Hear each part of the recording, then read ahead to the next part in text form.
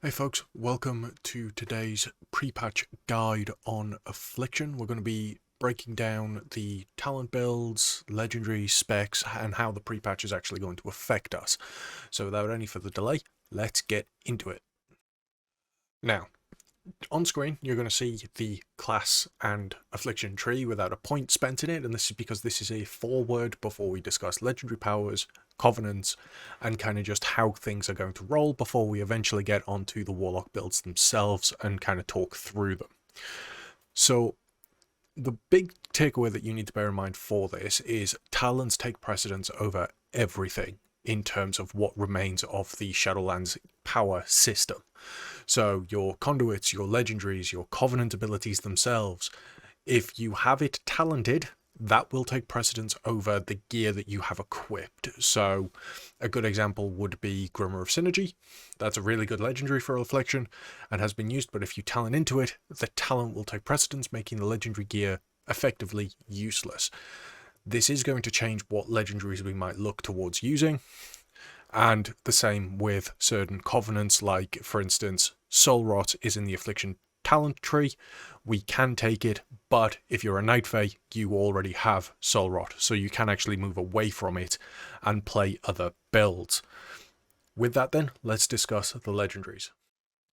So discussing the legendaries then, well, for those of you that have played Affliction or have been keeping an eye on Affliction, you'll know that the single target combination of late has been Malefic Wrath and your unity in the form of Shard of Annihilation, if you're playing Necrolord, or the Relic of Demonic Synergy and Decaying Soul Satchel if you've just been a hard Necrolife? No. Night Fae addict, for want of a better term, because Soul Shape is base. Best boy. For AoE, on the other hand, though, it's been Wrath of Consumption and Decaying Soul Satchel. Now, as we previously discussed, the talent tree and the talents you choose will take precedence over any legendary you pick, which means that for single target, we don't actually have a counter to Malefic Wrath or a way to override it, because none of our talents have Malefic Wrath's effect. We have Tormented Crescendo, which is our 4-set tier bonus that we currently have access to. Our Agony, Corruption, and Unstable Affliction are active. Shadow Ball has a 30% chance, Drain Soul a 20% chance to make your next Malefic Rapture cost no soul shards and be cast instantly. Problem is we don't have the 2-set to augment that to increase our dots, essentially. Which is a little bit rough, but the other interactions with Malefic Rapture within this single target portion of the tree just don't exist. Alternatively, we do have Synergy in the class tree, which we can play around, and we also have things like Grim Feast, which is, our Claw of Endereth, speed up Drain Soul for the PvP or Afflictions among us. The AoE side, on the other hand, does actually have its direct talents and legendaries within the tree itself, both Wrath of Consumption and Decaying Soul Satchel in the form of Dark Harvest. Now, thankfully, the legendaries and covenant abilities do work in Shadowlands instant content as things currently stand. Which means that from an AoE perspective, we're likely to see a complete move away from having to pick these 5 talents because the legendaries exist, which means we'll still, in an AoE setting, probably be playing with both Wrath of Consumption and Decaying Soul Satchel and having Night Fae as our covenant of choice, and then instead actually play into something like Dark Glare and Grim Reach, but we'll discuss that more when we get to the build section. So, all in all, for an AoE side of things, we're likely to see a more solid stance on Wrath of Consumption and Relic's Energy, but for single target, we may actually see things open up slightly depending on where you go with that build. So, without any further delay, let's quickly discuss the conduits themselves, because remember, talents take precedence over everything, so can we augment the spec with conduits slightly to do that little bit more damage, or is the spec essentially just a forget conduits exist and just play type thing where we're actually after the traits of the soulbinds more than the conduits? And in a nutshell, The answer is pretty much there's not a whole hell of a lot that you can do. If you are running an AoE build and you are going with your Dark Lair, then having Corrupting Leer may actually see some use. The first time Corrupting Leer is actually going to get some use, it might be quite funny. But Rolling Agony and Focus Malignancy, both probably also going to see some usage. The fact Withering Bolt is now a talent means that you're not going to want it as a conduit. Simultaneously, the fact that Soul Eater increases its damage and radius of Soul Rot means that you're going to want that bound anyway, but that's pretty much been bound for most of Affliction anyway. So, not a whole hell of a lot of change, but it might be interesting to see Corrupting Leer used within a certain build. But let's get into the builds themselves then. So, starting with the class tree. Now, this is probably going to be a default build on any guide you see with a little bit of talking. We obviously get the Demonic Circle baseline, and we need obviously 8 points to transition, which, you know, shouldn't come as a surprise to anyone at this point. There's been plenty of stuff going out. But 2 points in Demon Skin, 2 points in Fell Armor. Probably going to want to pick up a Mortal Coil, and you can see here that choosing this will remove you from the starter build guided experience, and this is because Blizzard do actually have kind of a starter build for you, which if I just cancel it for a moment, you can actually see is highlighted in these blue areas. So if I actually go back, undo pending changes, this is your starting pick if you go with the starter build. Now, ignoring the Affliction one for a moment,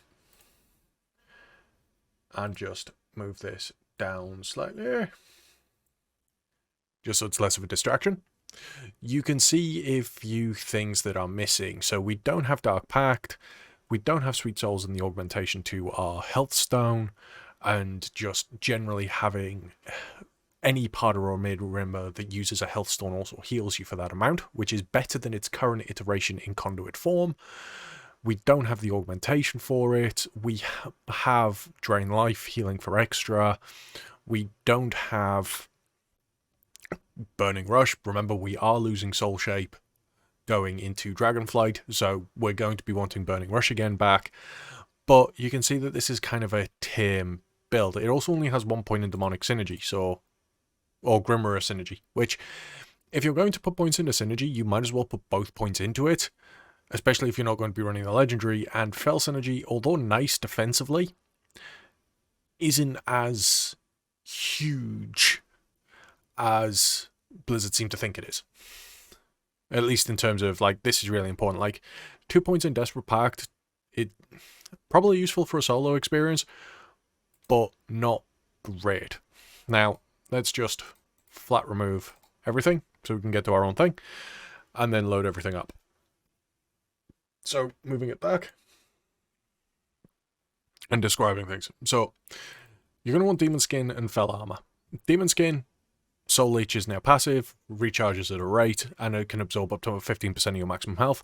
And Fell Armor, when Soul Leech absorbs damage, 10% of the damage is absorbed and spread over 5 seconds, reduces your damage taken by 3% at 2 stacks. This, quite literally, while you have Soul Leech available to stack armor, you essentially have a monk's equivalent of stagger. You will get a dot taking damage, and it's just generally quite nice. You're going to want 1 point in Fell Domination, because let's face it, long-ass demon summons suck ass, and Burning Rush. We now have 2 points to make up. Curse of Enfeeblement gives us our tongues and exhaustion back, and Mortal Coil as default bread and butter. You could argue that Howl of Terror might see some use, but you'll see why Mortal Coil actually comes in really, really handy in a second, especially in terms of our survivability. We're going to want Demonic Fortitude. You and your pet's maximum health is increased by 6%. Wrathful Minion, filling a Soul Shard, increases the damage done by your primary pet by 5%. And if you do go into Grimoire of Sacrifice, that is in the AoE portion of the Affliction tree, it'll actually increase its damage done by 15%. You're going to want to put up Demonic Inspiration. Filling a shard increases the attack speed of your primary pet by 5% for 8 seconds, or again, augments the damage of Grimoire of Sacrifice by another 15%. Demonic Embrace increases your stamina by 10%. Now, Demonic Embrace, and we'll discuss this in the Demonology video, is nice, but not as impactful as it once was because demonic consumption doesn't exist. But as I say, that's a video for another day. We are going to want to pick up Sweet Souls and Demonic Gateway. Demonic Gateway, as a talent, you could arguably pick somewhere else to put these points, like maybe go down through Banish if you really wanted to, and picking up Greater Banish because you will have the points available for it. But I like having Gateway available to me at all times. There are points both leveling, Mythic Blast, raiding, where it comes in useful. So I kind of deem it as a default pick. We're then going to want to pick up Dark Pact, and if we pick Frequent Donor, it means that Dark Pact becomes a 45-second cooldown, which mars up perfectly with Mortal Coil. And funnily enough, one sacrifices 20% of your current health, and the other one heals you for 20% of your maximum health. The fact that they're on a 45-second cooldown each now, and they line up perfectly, will enable you to do some really disgusting things in terms of your survivability. You then have a choice. I will pick up Shadow Fury here and then go into Lifeblood, and we now have a single point to spend to unlock the next row, and this is your flex point. Now, if you're doing difficult content, you could probably go into something like Strength of Will, which causes your Unending Resolve to reduce the damage taken by an additional 15%. Now, if we take the point out of it for a moment, the default is 25%, with its main use being it grants immunity, interrupt, and silence effects. It's on its 2.3 minute cooldown currently because of conduits. And if I go into Dark Accord, it'll be reduced by 45 seconds. But by having Strength of Will, that then becomes a 40% damage reduction and opens up this bottom line, which is really nice. Now, you're going to want Soul Link, Soul Conduit. The ability to refund shards is just big and huge, and this is where we start getting into a little bit of deviancy, depending on which build you're going to have for Affliction. Are you going to be more single target, or are you going to be more AoE? If you're running AoE, picking up something like Grimoire of Synergy is really good, because you're not going to be using your Synergy legendary in an AoE environment. You can have Wrath of Consumption and your Decaying Soul Satchel instead. But if you're likely to be running something single target, you might actually prefer to have Synergy as your legendary instead, because you don't want to play with Malefic Wrath. If you're going to do that, then you obviously have 3 points to spend in any way. You could pick up Inquisitor's Gaze or Summon Soulkeeper, but they're both relatively undertuned, and they don't do a lot of damage at the moment. Alternatively, you could pick up Profane Bargain, which further augments your survivability. When your health drops below 35% health, your damage is shared with your pet, or while you have Grimoire of Sacrifice, your stamina is increased by 5 to 10% respectively. Or you can come down through False Energy, pick up Resolute Barrier, and then you end up in this really sticky situation where you're just 1 point off Grim Feast, but you could arguably drop a point out of Soul Conduit for Grim Feast if you're going a Inevitable Demise build. Not the greatest, but I suppose if you were going to do it that way and you really wanted it, you could have a build like this. Now, this is probably the build I'd use, because I will forego the Relic Synergy and go with the Malefic Wrath legendary instead for single target. And the reason I'd pick Grim Feast over potentially picking up Inquisitor's Gaze or Summon Soulkeeper is because I'm looking at using Inevitable Demise. Now, a build I've enjoyed testing, at least, kind of puts us in the situation where we're going to want the single target stuff. As you can see, we still need to spend 3 points, which puts us in a really awkward position. Because Xavian Teachings, Corruption is instant and deals 771 damage. The instant damage isn't great, but it's the fact that Corruption becomes an instant cast is really helpful. Now, because this particular build I run is a very strong dot-based build, I want Writhing Agony. And having Agony actually stack up to its 18 stacks does a lot of damage, especially when you start looking at building in this way. So we obviously pick up Drain Soul. Now, choice in build, you're going to want Phantom Singularity because it's in another dot. And remember, we are going for a dot-based build. We have a choice. We're going to put 2 points in Inevitable Demise for a moment, and Pandemic Invocation is going to get 2. Withering Bolt is going to get 2, because remember, this is a single target build, and Withering Bolt augments the damage of Drain Soul. We now have 4 points to spend in order to get down to this section that we need. The choice between Absolute Corruption and Siphon Life boils down to a very marginal difference in DPS overall in a fight, but the difference in complexity increases rapidly. Having Siphon Life as a choice is mathematically going to net you a slightly higher result because you have access to more dots at any given time. The problem is you're then spending a lot of time reapplying all your dots, which means it can be very, very punishing. Alternatively, running Absolute Corruption, your corruption does a little bit more damage, but is permanent and you have one less thing to manage as you go through, making sure that your dots are applied and everything's all right. Now, Sacrilash's Dark Strike, again, something that we currently have access to as a legendary, is now a talent. Corruption's damage is increased by 15%, and each time it deals damage, your curses are extended. Now, the curse extension is nice from a utility perspective, but it's not huge. What we're actually after is the corruption damage increase. This then leaves 1 point to open up the gateway.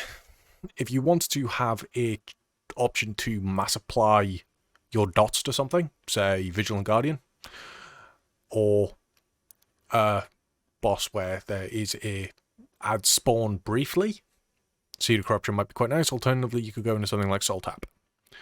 So sacrifice 8% of your soul each to gain a soul shard, use it in emergencies. This then obviously opens up the bottom of the tree, and this is where things get interesting, because we only have 5 points to spend, and we have to decide how we want to spend them. Now, going into Creeping Death, Malefic Affliction, and then Dread Touch is my single target recommendation, because it puts a huge emphasis on the amount of dot damage you're throwing out. But then this leaves 1 point, and this 1 point is kind of up to personal preference, really, in that you can either have your 4-set Tormented Crescendo, so your Agony, Corruption, Unstable Affliction through either Shadow Bolt or Drain Soul have a chance to cause Malefic Rapture to be free, or you can go with Horned. Because Horned is not only another dot that's going to be augmented by your Dread Touch when you're Malefic Rapturing, but it also increases the damage you deal to the target by 10% for 18 seconds, and Shadow Embrace also increases the damage you do to the target by 9% at 3 stacks. And this particular build I found to be really effective in single target. It does mean legendary-wise you are still running Malefic Wrath, but it actually plays quite well. Alternatively, you can play Siphon Life. It's a little bit more complex and a little bit harder to manage, but it still does good DPS. Now, I'm going to play through a rotation of this, and we're going to try and talk about it as I go through it, but I may need to slow bits down or talk about it at the end. So let's get into that as we apply these changes. So starting up then, we're at the Raiders training dummy. We've got our soul leech stacked up. We're going to want to apply our stuff. We're going to want all the dots up and rolling. We're going to want to build up to 3 stacks of our Malefic Affliction. We can soul tap to get shards back. Just refresh our dots before we do anything. We don't want Unstable Affliction or Haunt to expire. We've stacked up our stuff, and now it's just a case of maintaining shards, dots, and making sure that Haunt and UA don't drop. Because if UA drops, we lose our 3 stacks of Malefic Affliction, which means we have to build back up before we can have our Dread Touch.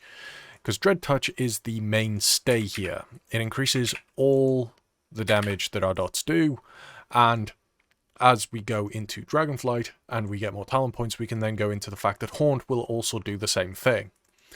This will lead us into a really strong emphasis on our dot damage. You can see at the moment Drain Soul is our main carry, but this is because we're running Malefic Wrath.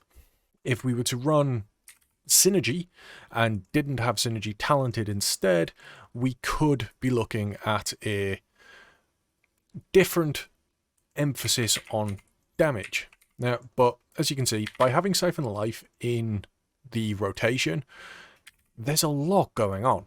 Like, we have a lot to maintain, and it's not necessarily the greatest in terms of if you need to move or if there's anything you need to worry about.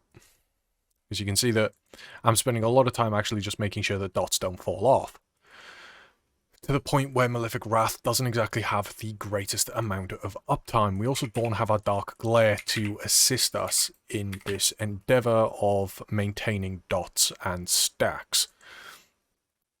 But all in all, the damage isn't too bad. It's still roughly about 25% of your damage will come from Drain Soul itself, but there is more of an emphasis on Agony and Unstable Affliction as well, with Malefic Rapture coming in at a steady 4th place. Now, if we move on to the build with Absolute Corruption rather than Siphon Life and play around with a couple of settings briefly, we can have a look at just how much easier the rotation is to manage.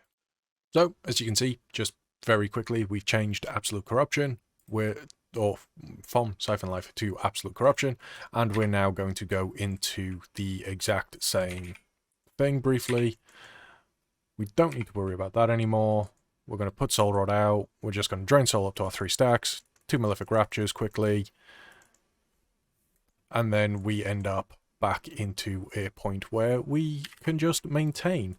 Because the only thing we need to worry about maintaining at this point is making sure that we Malefic Rapture on time, our UAs, our Haunts, and that's about it. Like, it's a much easier maintenance thing to worry about, because we've now only got the 3 dots to care about.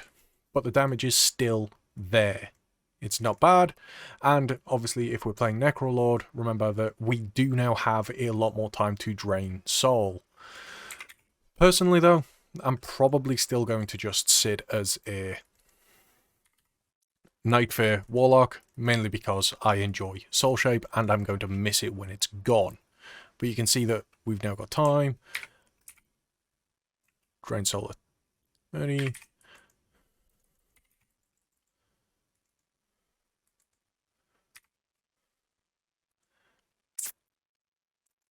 And we don't have to worry about shards either, because we do have Soul Tap to enable us to build back up at any given moment should we be caught sleeping. And you can see the damage is actually going up as well, because I don't necessarily need to worry about all the dots. I can focus more on properly utilising all my other toolkits. But you can see that Drain Soul, Malefic Rapture, and UA are the mainstays, with Corruption and Agony bringing up 4th and 5th. So, the AoE side of things then. We're going to briefly show up the talent, and you can see that we have a few changes. We've discussed Wrath of Consumption and Decaying Soul Satchel being legendaries, so we're not going to pick these 5 talents up. This does mean that the emphasis of our damage from AoE is going to be through our Dark Glare and Grim Reach. We have Haunt, Inevitable Demise, both picked up from kind of a single target augment setting, because this build I'm showing you is intended from kind of like a Mythic Plus setting. We have Absolute Corruption, because, you know, that's just good for AoE. We have our Seeds of Corruption. Now, Vile Taint, for those of you that don't know, has been changed to mass apply Agony as well. And paired with Agonizing Corruption, your Seed of Corruption detonations increase your stack count for Agony, remembering that rather than Agony, we have a maximum of 18 stacks, and that's where the damage comes from for Agony, because Agony has that ramping damage, and this is what we're after. Unfortunately, Soulflame is going to see more use in real-world application through Mythic Plus and things like that than on a target dummy, so unfortunately that's going to be a hidden amount of damage that we see here, but we can still get a general gist. Withering Bolt is picked purely so we can get into Haunt. Although you could arguably drop Haunt, drop 2 points from Withering Bolt, go into Pandemic Invocation, and pick up Creeping Death, because this increases your tick speed for these, which does open up an interesting interaction, because we'll run this build for now, but you can play Haunt if you want to. And the reason I'm playing this tick build is because I wanted to show you something about Corrupting Leer. Remember how I discussed that we would be able, or we might actually see Corrupting Leer get some use because of the speed at which we'll get things back. And in an AoE setting, this is very much the case, because default, Dark Glare has a 2-minute build, and we're comparing it with Blood Fury. Blood Fury, Orc Racial, also a 2-minute build. And in terms of conduits, we've obviously got Soul Eater, we've got Corrupting Leer, and we have Rolling Agony, just to increase Agony's duration slightly. So, unfortunately, we have Absolute Corruption ticking over, so we're just going to reset, and we're just going to go into it anyway. So, we've got this, we've got that, and then we're going to mass apply our corruptions. And we're just going to go into it.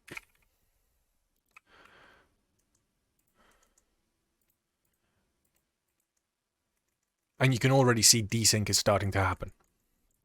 You can see I'm Malefic Rapturing in places rather than Seed of Corruption, and this is because once you've got everything rolling, arguably it's better to Malefic Rapture rather than Seed of Corruption. But this is more because I'm just running a 3-target count. If I was in Desire Lore and had access to 5 targets, or even more, then it would be a slightly different story. But you can see the damage is huge. But so's the desync. Like, we're looking at gaining quite a lot from Corrupting Leer at long last. Because you can see there, it's just had a huge jump in these ticks, because each tick individually has a chance to force this. So we very nearly just halved the cooldown of our Dark Glare, so we're going to reapply everything. We're going to get it going. Soul Rot, Dark Glare, feed into damage, and watch as the damage climbs again. Now the question is, can we get Dark Glare to sync back up with Blood Fury? Go for the damage, go for the damage, go for the damage. We have Nightfall to throw out some things. We've got an Inevitable Demise to use up, so we'll use that up. We'll then reapply our Agonies.